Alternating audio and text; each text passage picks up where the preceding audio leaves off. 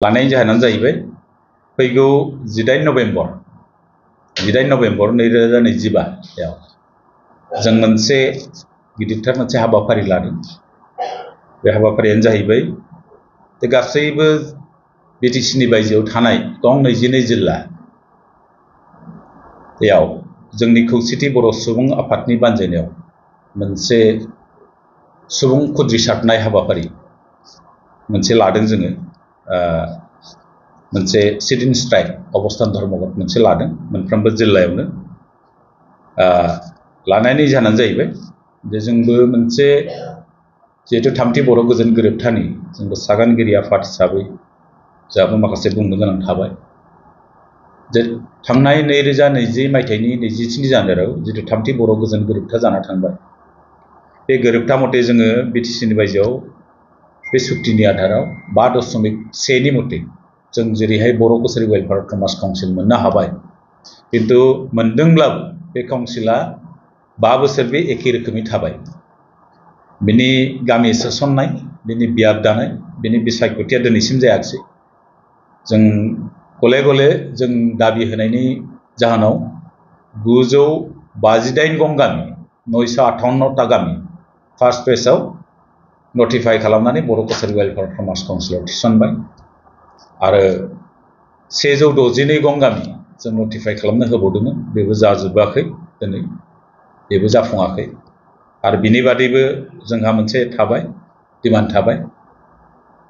जे राभा हासं ओनसोलाव थानाय एलेकायाव थानाय गवालपारा आरो साउथ कामरुपाव गासै 312 गं गामि दं, रेभिनिउ गामि, गेदेर गेदेर बर' गामि दं। बे गामिफोरखौ बर' कसारी वेलफेयार अट'नमास काउन्सिलाव थिसननांगौनि दाबियाव आरो सनितपुर आरो बिश्वनाथ जिल्ला जिहेतु बिटिसिआव हाबबाय माखासे गामिया आरो हाबनो गोनां दं, जेब्ला हाबथावै गामिफोर दङ, बे गामिफोरखौ लानानै गामिफोरखौ जाहाथे बर' कसारी वेलफेयार अट'नमास काउन्सिलाव थिसनजोबनानै बेनि बियाब दानानै बेखौ बिसायख'थि खुंनांगौनि दाबियाव जों फैगौ 18 नभेम्बराव मोनसे सिट-इन स्ट्राइक अबस्थान धर्मघट मोनसे लादों जोङो। आरो बिनि बादैबो जोंहा मोनसे दाबि दङ, कार्बि आंलंआव आरो डिमा हासावआव रायजो जानाय बर'फ्रा जिहेतु गोलाव समनिफ्रायनो मोनसे दाबि दैखांबोबाय थादों जे हाजोआरि ट्राइबेल मर्यादा मोननांगौ होननानै। नाथाय बिटिसि आरो थामथि बर' गोजोन गोरोबथा, बे गोरोबथा मोननायाव जायगा मोननायनि उनावबो दिनैसिमबो कार्बि आंलंनि बर'फ्रा हाजोआरि ट्राइबेल मर्यादा मोनाखै। बेफोरनि दाबियाव आरो बेजों लोगोसे बर' कसारी वेलफेयार अट'नमास काउन्सिला जिहेतु मोनसे गेदेर मोनसे काउन्सिल, आसामनि बिथोराव देरसिन मोनसे काउन्सिल स्टेटिकनि आन्दाराव, बे धुबुरीनिफ्राय जागायनानै सदिया आरो बराक भेलियावबो बे गोसारनानै दङ। नाथाय एफा गिदिर बे काउन्सिलाव 13.5 कौटि रांजों 10 लाखनि बांसिन सुबुंफोरखौ गोजोन होनो हानाया गोब्राब। गतिके रायजो राजाया गोजोननाय बादि बे काउन्सिला खामानि मावनो हायाखै। गतिके बिनि पुजिखौ बांहोनाय, बेजों लोगोसे जों जिहेतु बिटिसिनि बायजोआवबो आलादा रायजो बा गुबुन गुबुन डिमान्डफ्राव गोबां आन्दलन खालामबाय, जोंनि जायगाफ्रावबो मुंख्लं जादों।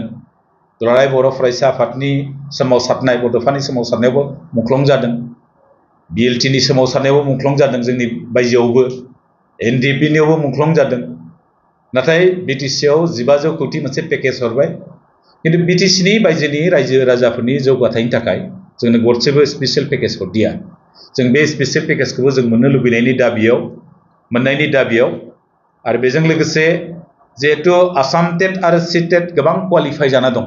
जोंनि बिकेडब्लिउसि एरियायाव, बिटिसिनिफ्राय बेयाव साख्रि मावफैयो, नाथाय गावसोरनि सुबिदा मथे ट्रेन्सफार जाना थाङो। दा बुंनो थाङोबा 15 जननि बांसिन जोंनि धेमाजिनिफ्राय थांबाय, 17 जन गवालपारानिफ्राय 17 जननि बांसिन थांबाय, गुबुन गुबुन जिल्लाफोरनिफ्राय बिदिनो थांनानै गोबां फरायसालिफ्रावनो फोरोंगिरिनि आंखाल जाना थाबाय। दा बेनिखायनो बुंदों जोङो जोंनि जायगानिनो फोरोंगिरि जायफ्रा क्वालिफाइ जाना दङ बिथांमोनखौ बे थिसननायनि दाबियाव आरो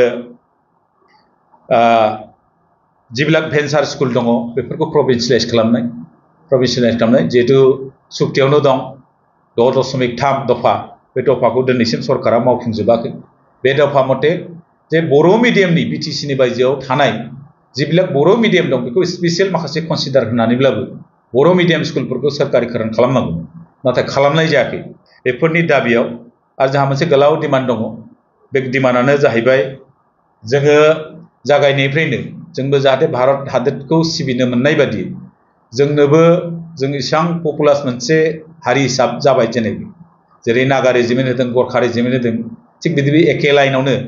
जोंनोबो बड' रेजिमेन्ट होनांगौ होननानै जों गोदोनिफ्रायनो जोनोमनिफ्रायनो भारत सोरखारनो थारमाने जोंनि मेमरेन्डामफ्राव जोंनोबो आलादायै मोनसे रेजिमेन्ट नांगौ होननानै जों डिमान्ड खालामबोबाय थादों बेफोर दाबिफोरखौ लानानै फैगौ 18 नभेम्बर 2022 जों गासैबो जिल्लाफ्राव बे हाबाफारिखौ लागोन दा मोनद' हारिनो जितु एसटि होनो नागिरदों जों बेखौ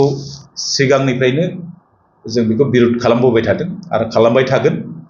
आरो बे सम्भबबो नङा जों सानदों जिहेतु बिस्रा क्राइटेरिया गैया प्लास बिसोर जाहैबाय मस्ट एडभान्स आरो मस्ट पपुलास कमिउनिटि बिसोरो एग्जाम्पल हिसाबै थांनाय 1996 मायथाइयाव 6 दाननि थाखाय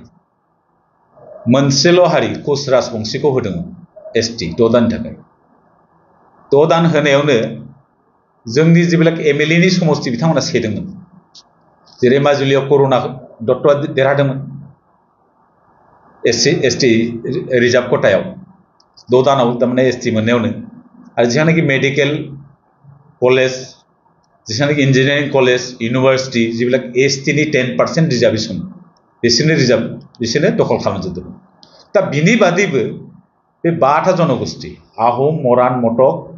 आरो टि ट्राइब्स आरो कच राजबंशी बेखौ जाबजोबनानै होयोब्ला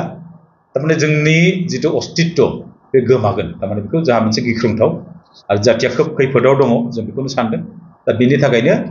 जों जुदि उद्धार जानांगौ जों बयबो खौसे जानांगोन दा बेनिखायनो जों CC2नि नेतृत्वआव जितु रल लागासिनो दं CC2आ जों बे मथेनो थांगोन आरो जों बेखौ बिरोध खालामगोन आरो जों बिथांमोनजों थाफानानै